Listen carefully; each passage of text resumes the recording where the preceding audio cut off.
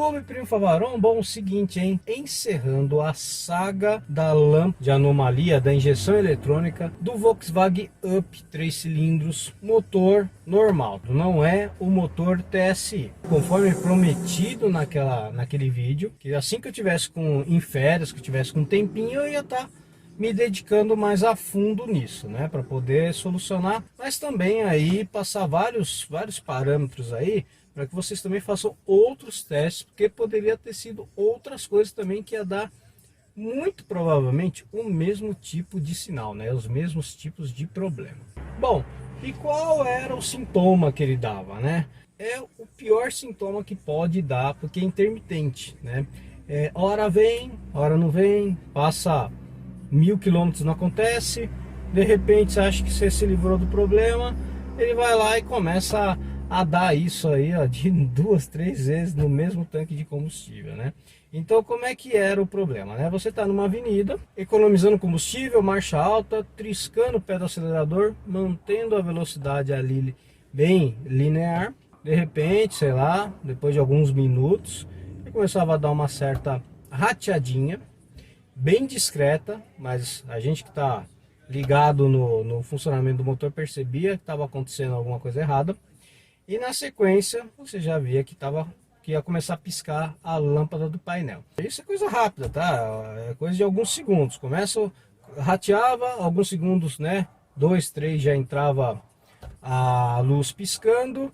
E aí, talvez uns 5 a 10 segundos, a injeção ia fazendo algumas alterações ali nos tempos, né? Nos mapas. E corrigia o problema, o motor voltava a ficar linear. E a lâmpada na sequência apagava. Esse problema começou com 42 mil quilômetros. Quando chegou aos 46, 47 mil quilômetros, ele começou a agravar. Então, na época de inverno, tirava o carro da garagem, desligava, isso sempre na gasolina, e o motor gelado, mal aqueceu, você colocou na rua, desligou. Quando você ia pegar, ia dar partida no carro, né, depois de um bom tempo, ele parecia que estava afogado, porque ele pegava de primeira, mas ele pegava muito quadrado, luz da injeção piscando, e logo na sequência já começava a piscar lâmpada EPC também. E aí você perdia a força e tudo mais, não conseguia sair com o carro do lugar. Deixei pegar uma certa temperatura, desliguei, e depois ligava de novo, o motor pegava normalmente, como se nada tivesse acontecido. 3 vezes isso aconteceu. E aí, para evitar que esse problema voltasse novamente, o que eu fazia?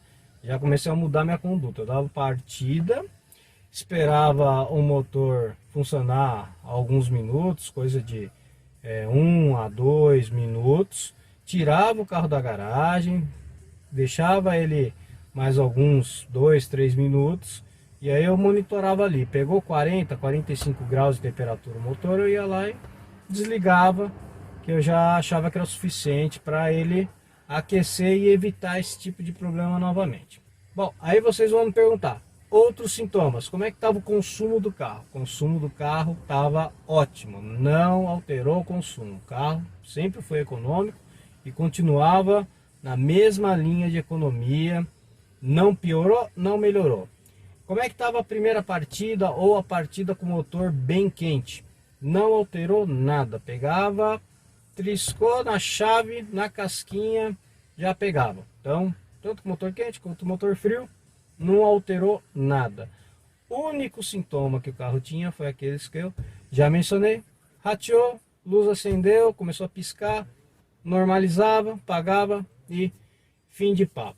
E assim, como o objetivo do canal sempre foi compartilhar os meus conhecimentos, eu também acumulo conhecimentos, né, através dos comentários. Não vai ser diferente agora. Então assim, para vocês aí, né, que são um pouquinho mais impacientes, que colocam assim, nossa, enrola demais, eu só quero resolver o problema do meu carro, não quero aprender nada, não sei o que. Vou tentar agradar a todos, coisa que é impossível, né? Seguinte, tá apressado, não tem paciência, não quer aprender, pula pro final do vídeo, cara. Poucos minutos antes de acabar o vídeo, que ali você já vai ter a resposta. Agora, se não der certo, aí você perdeu todo o conhecimento de base, toda a teoria que leva, né, a você conseguir resolver. Nem diria Aristóteles e todos os filósofos de sua época, né? Aquele objeto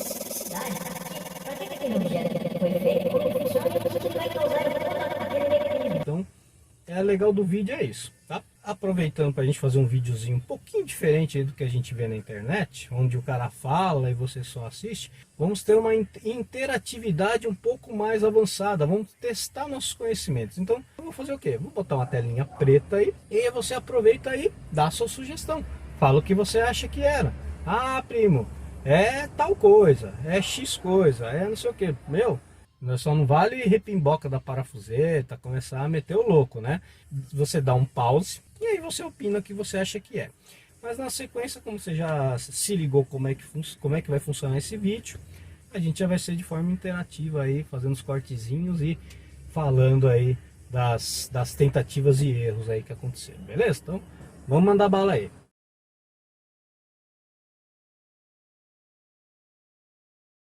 Para aqueles que votaram posto de gasolina, né? Cara, foi a primeira que eu achei aqui, né? A impressão era essa mesmo, que chegava numa parte dele que tava tão ruim que tava com dificuldade de combustão mesmo, né? De repente não conseguia ser queimado ou não conseguia a pulverização ser certinha, tá? Então foi a primeira coisa que eu fiz e a primeira que eu recomendo vocês a fazerem, que é o quê? Que é a mais barata, troca de posto de combustível. Eu abastecia no Ipiranga, mudei, fui para um outro posto da Ipiranga, aí fui para um posto Shell. O problema foi mais atenuado. O intervalo entre começar a dar uma rateadinha, a luz piscar, ficar linear o motor e apagar a luz foi muito rápido. Então talvez em 3 segundos já passou. Então foi uma coisa assim que passou até batido, sabe? Então a gente percebia que pelo próprio combustível, pelo menos do posto Shell que eu abasteci, tá? Atenuou o problema, foi uma coisa mais levinha. Então, gente, não era o combustível, beleza?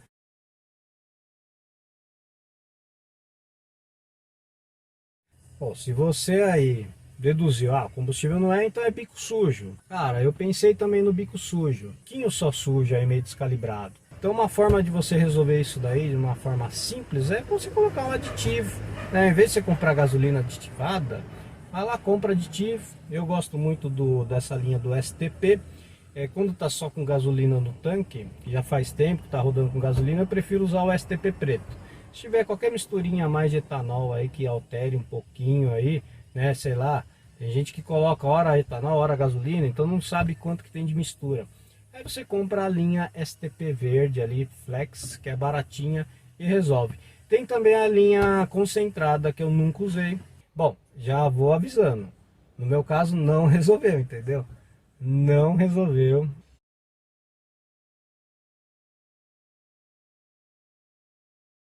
E aí não teve jeito, né, meu? Aí chegamos numa fase que ia ter que usar o scanner. Eu não falei nada de usar o scanner logo no começo, que o certo é assim, quem tem um scanner não precisava ficar trocando de combustível, nem nada, falar, é o combustível, não sei o que. Não, vai logo na certeza, passa o scanner e dá uma olhada para ver se tem algum código de erro, alguma coisa assim, ver os parâmetros, como está funcionando, né? Nem todo mundo tem, né? A verdade é essa, a maioria não tem.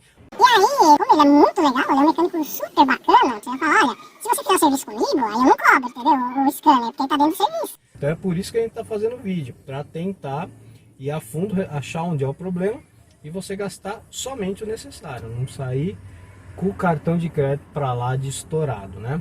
Bom, e nós passamos ele. Adivinha o que aconteceu? Qual foram os resultados?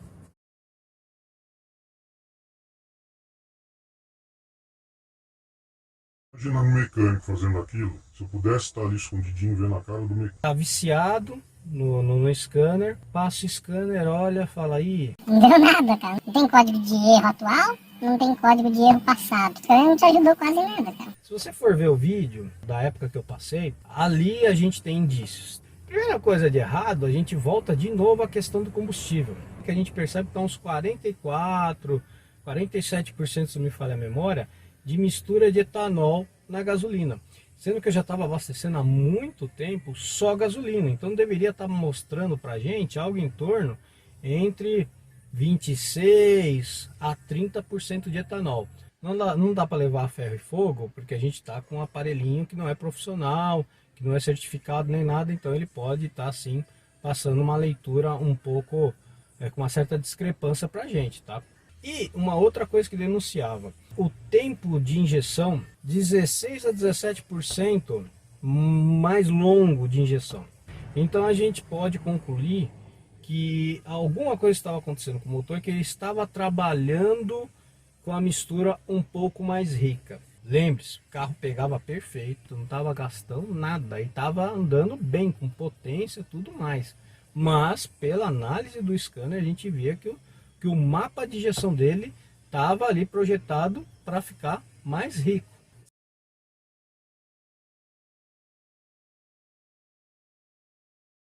Se você votou no sensor de etanol, eu pensei também, sensor de etanol, tá passando informação errada para injeção, e aí, meu amigo, ó, a injeção vai ter que se virar.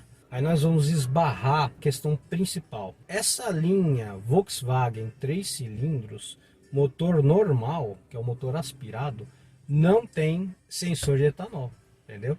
A linha turbo, a linha TSI, essa sim, essa tem na flauta dos bicos injetores, essa tem um sensor de etanol ali, ela consegue ler em time ali. Agora aqui não, aqui o mapa ele vai identificar, ele vai supor qual é a porcentagem exata que tem de acordo com a leitura das duas sondas lambdas. Então ali o que a gente identifica? Que as duas sondas estavam lendo que ficava perfeita queima desde que você entrasse naquele mapa de 47%, 44%, 47% de etanol e enriquecesse um pouco mais a mistura.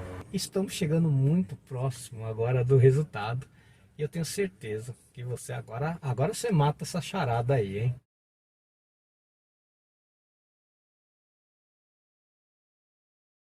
Tô na sonda lambda falando. Ah, primo, pelo amor de Deus, primo, você tá sofrendo aí, troca essa sonda lambda aí, cara, já era. Eu sempre recomendo o seguinte: pecar pelo excesso. A sonda lambda você pode ali analisar pelo próprio scanner, né, o funcionamento dela. Normalmente o pessoal fala de 0 a 1 volt, né? Então, mas eu acho que esse carro aqui trabalha de 0 a 1,27 volts. Acompanha o gráfico, né? O gráfico vai mostrando para você, né? Trabalhando rápido, tudo mais. A gente já viu que isso aqui não é uma sonda de banda larga que trabalha devagar, mas sim uma banda normal. Então ali você já vê que a sonda está trabalhando. Tem por que você falar não. Mas ela tá lendo de forma errada, não sei o que. Vou trocar, não é ela. Vai gastar dinheiro à toa. E caso não esteja funcionando pelo scanner, por obrigação, para não jogar dinheiro fora, e com o multímetro lá na escala de 2 volts, ficar lá e ver como é que ela está trabalhando. Tinha ali com os números correndo bem rápido. E aí você tem que ver outra coisa. De repente o chicote não está bem conectado, quebrou fio, ou mau contato. Antes também de sair trocando a sonda, você tem que dar uma olhada para ver como é que a voltagem está chegando nela, para ver se ela está recebendo voltagem para aquecer, né? Então ela precisa atingir a temperatura para ler. Então todos esses problemas eu já vi em carros e o pessoal saía trocando e fazendo coleção de sonda lambda lá, e o problema continuava, então era só dinheiro jogado fora, tá? E agora, ó, última interrupção e eu já volto com o resultado aí da nossa saga para conseguir resolver isso aí, beleza?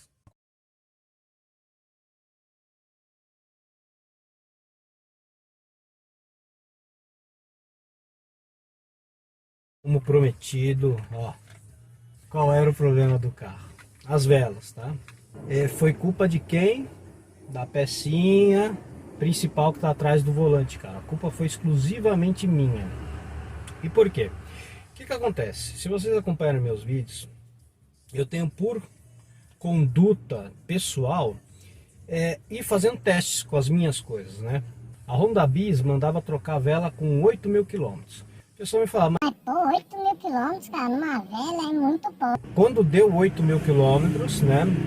E depois, a cada troca de óleo, que naquela moto eu trocava a cada 4.000 quilômetros, eu ia lá, tirava a vela e fazia testes, né? E se você falar, pô, mas quais são os testes, né? Assiste lá no vídeo lá de teste de vela, que ali eu já te falo detalhadinho para que você faça esses testes caseiros, que você vai ver se a vela tá funcionando legal ou não. Aqui foi a mesma coisa. O fabricante mandou trocar com 40.000 quilômetros. Cara, até os 40.000, realmente o carro não tinha dado problema nenhum, tava certinho. E conforme foi chegando a quilometragem, que eu troquei essas velas com 50.000 quilômetros, aí foi piorando cada vez mais, tá? Bom, é o seguinte, né? Essa daqui, ó, se você reparar, ela tá um pouquinho torta aqui, ó. Tá torto o gap, tá vendo? Aqui você tem o eletrodo, aqui, ó, no meio, aqui, ó, nessa parte de baixo, no meio, aqui, ó, pequenininha, aqui, ó, você tem o eletrodo. E aqui essa parte aqui de cima, aqui, esse ferro que acompanha toda a estrutura metálica da vela é o gap, né? E aqui você precisa ter sim uma distância entre um e outro, que é onde pula a faísca aqui no gap. Aqui o gap é como se fosse, né, o aterramento para que a faísca seja direcionada para ele, tá? Então você está reparando que aqui tá torto, né? E aqui tá retinho, né? Aí você vai me falar, então era esse o problema? Não, não. É o seguinte, essa daqui, ó, tá certinha como eu tirei de lá, não mexi nela. Tá vendo a distância entre o eletrodo e o gap, tamanho da folga e essa daqui, ó? Essa daqui foi corrigida, tá? Então eu entortei um pouquinho, porque essa vela aqui vai ficar de reserva, tá? Caso aconteça algum problema com a vela nova que eu coloquei, que já aconteceu em outro carro, tá? Da NGK mesmo. Tive todo o apoio da NGK, rapidinho vieram resolver o problema, mas a vela deu falha, tá? Ela deu uma trinca na cerâmica do eletrodo e a faísca pulava aqui, ó, para lateral, ao invés de pular para cá, tá? Então, como eu já sou calejado com isso, então eu vou deixar o joguinho de vela guardadinho e como reserva eu já deixei isso aqui ajeitadinho aqui com a distância certinha para a faísca pular, caso eu precise usar para testar, tá? Então essa daqui está corrigida. E essa daqui não está corrigida. Então, o que dá para você ver é a distância, tá vendo? Parece pouco, mas é 0,20 aí a mais, tá? Então, teria que estar com 0,8 milímetros, tá com 1 milímetro, né? Então, o que acontece? Aqui, ó, esse material de ferro aqui, ele vai desgastando conforme vai saindo a faísca, então ele vai afinando. Então ele vai aumentando a distância e também o eletrodo ele vai ficando meio arredondado e vai se desgastando de forma irregular e também ele vai diminuindo o tamanho dele. Então diminui o eletrodo, diminui a espessura desse ferro, o material desse ferro, e você vai criando distância. Então a faísca tem uma distância longa para pular, tá? E aí nessa brincadeira aí, o que acontece?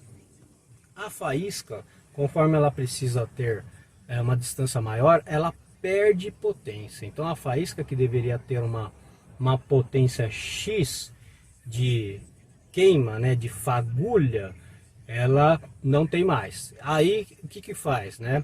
A injeção percebe isso e aumenta a potência na bobina para soltar mais faísca, tá?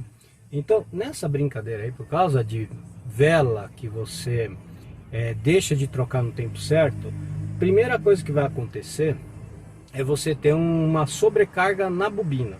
Então não é muito difícil o cara chegar com 20, 30 mil quilômetros a mais de vida útil de uma vela. Não é muito difícil o cara ir trocar a vela e sair falido, porque tem que trocar a bobina também. Mas aqui, cara, eu vou te falar uma coisa, não dá para você pegar e fazer isso que eu fiz aqui, ó, só dar uma entortadinha e vamos usar a vela mais tempo. Primeira coisa, lembre-se, aqui o eletrodo, ó, o eletrodo ele não tá mais retinho, ele deu uma certa entortada, tá deformada na ponta dele, ele tá meio arredondado. Quando você pega uma vela nova, essa peça aqui ela é muito mais espessa, muito mais grossa do que essa daqui tá. Nada garante que aqui não abriu uma trinquinha na lateral aqui assim, ó. Nada garante que ela vai perder a força e de repente não vai cair esse pedaço de metal lá dentro e ser moído com o motor. Mas quanto que vai custar um motor se cair esse pedaço de ferro lá, esse gap lá dentro lá, cara? Tirou, que é o pior, pô, já põe a vela nova, entendeu? Não adianta. E qual é a teoria e dá razão ao gráfico que apareceu na leitura do scanner? Seguinte, a vela tá com pouca faísca. A injeção vai lá e vai aumentar a potência da bobina. Em vez de estar trabalhando com 17 mil volts, está trabalhando com 24 mil. Isso daí é uma voltagem que deveria estar com 50% de mistura de etanol na gasolina. Entendeu? Por que já estava dando errada? Não era sonda lambda, entendeu? Como a faísca não tinha tanta qualidade de queima, o resultado é o quê? Enriquece a mistura que facilita a combustão. E aí nessa daí a combustão ficava perfeita. Aí você me pergunta, Pô, mas e aí, mas ela não salvava esse parâmetro aí pra funcionar direitinho? esse é um problema que não é uma física exata. Você tem uma questão que você não consegue controlar, que é a temperatura do ambiente. Eu acredito no quê? Que depende, que na situação que começava a piscar a lâmpada, que estava com uma temperatura que era mais fácil a combustão. Ele falou, opa, tá na hora de fazer a mudança de mapa aqui, porque dessa forma tá trabalhando errado. Aí ele vai lá e começa a trabalhar com outros mapas muito agressivos, tentando voltar ao padrão normal. E aí começa a piscar a lâmpada. E aí é nessa daí que você vai ter problema. Na outra vez que começa a normalizar a situação de clima onde você está, o mapa já não está correto de novo, vai ter que alterar de novo.